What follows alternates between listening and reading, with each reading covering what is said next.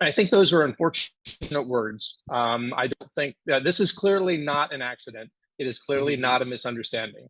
So these were deliberate acts by the China Coast Guard. So let's be very clear that what we can differ on whether we want to classify it as an armed attack, but we cannot call this an accident.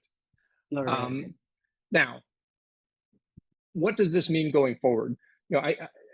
China has the Philippines in a very difficult position. It has a very tight blockade now around Ayungin Shoal. There is almost impossible now for the Philippines to approach the DRP Sierra Madre using surface vessels.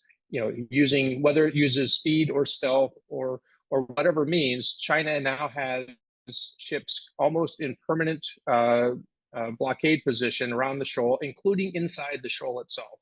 So the Philippines needs other options. Now, that ultimately, it's going to either have to be able to get the goods in using some other means, which could be with or without American help or other help, or it needs to get China's acquiescence so that the resupply is not opposed.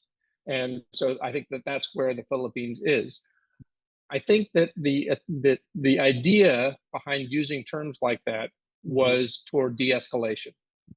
I think the thing to keep in mind is that we in the West, and including the Philippines, often think of de-escalation as being a good outcome because, escalation being bad, de-escalation being good.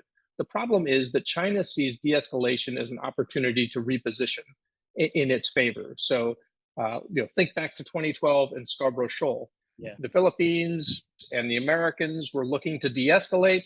China used the opportunity to seize the shoal.